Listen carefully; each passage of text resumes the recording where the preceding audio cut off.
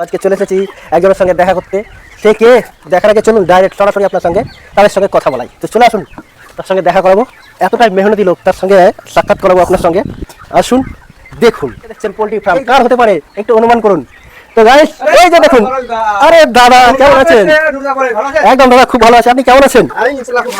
তো দাদা দেখতেই পেলেন কার পোল্ট্রি ফার্মে এসেছি, সুমন রবি দাস নামে যে আইডিটা আছে সেই সুমনদার সঙ্গে দেখা করতে চলে এসেছি।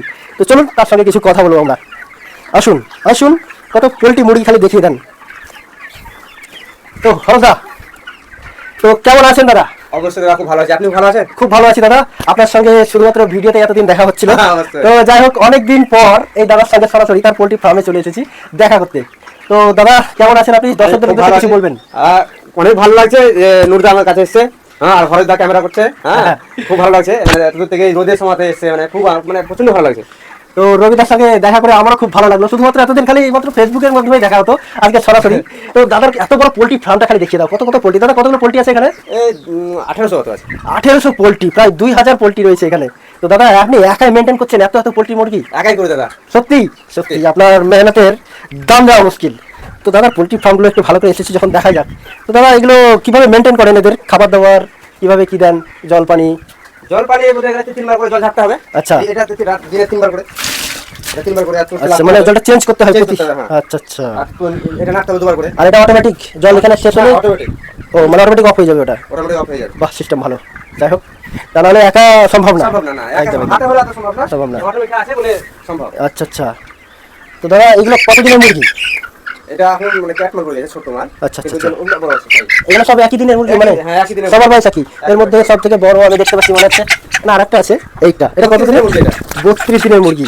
হ্যাঁ, তো গাইস দেখতে পাচ্ছেন 32 দিনের মুরগি, অনেকটাই বড় হয়ে গেছে। এবারে বাইরে চলে যাবে হয়তো, 2-4 দিন আছে। 2-4 দিনের মধ্যে চলে যাবে। তো বডি অনেকটাই গরম, হ্যাঁ, আরো অনেক বাড়ে, কিন্তু এখন বাড়ছে না। তাপমাত্রা জানি বাড়ছে না। কোনো কেমিক্যাল মেডিসিন দেন না তো দাদা? না দাদা, কেমিক্যাল কোথায়? না দাদা দেবেন না। যাই হোক, তাহলে মানুষের ক্ষতি হয়ে যাবে।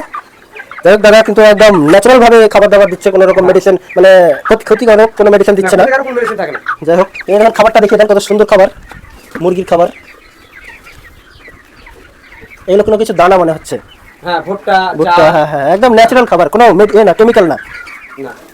তো দাদা আপনার পোল্ট্রি ফার্মটা কতদিন হলো? 4 বছর বয়স। 4 বছর বয়স। পোল্ট্রি চাষ করছে। হ্যাঁ, তো বিজনেস ভালোই চলছে? ভালোই চলছে। যাক, চলুক আমরা ওইটাই দোয়া করি। তো দাদা এই যে মুরগিগুলো কতদিনে মানে বাইরে পাঠান, মানে মানে দোকানে সেল করেন কখন? 36-37 দিনে। 36-37 দিনে মানে খাওয়ার উপযুক্ত হয়ে যায়? হ্যাঁ, খাবার উপযুক্ত হয়ে যায়। একদম একদম। তো দাদা ঠিক আছে, 1800-1900 2 কিলো হয়ে যাবে 32-36 দিনের মধ্যে? 36 দিনের মধ্যে, হ্যাঁ। যাই হোক, মানে প্রায় 1.5 মাস। ক্ষেত্রে বলছে গরমের দিনে মানে একটু সময় লাগে, শীতের কি আরো তাড়াতাড়ি হয় নাকি? না, সেই টাইমে কিন্তু ওজনটা বাড়তে বেশি পায়। আচ্ছা, ওজনটা বেশি পায়, কিন্তু অল্প বয়সে মানে বাইরে পাঠানো যায়? হ্যাঁ হ্যাঁ। আচ্ছা আচ্ছা।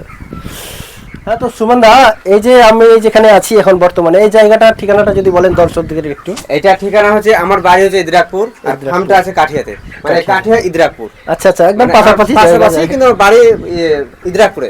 ইদ্রাকপুরে ফার্মটা আছে কাঠিয়াতে। কাঠিয়াতে, হ্যাঁ। তো যাক দাদার সঙ্গে দেখা করে এবং পোল্ট্রি ফার্ম দেখিয়ে দিল, আমাদের খুব ভালো লাগলো।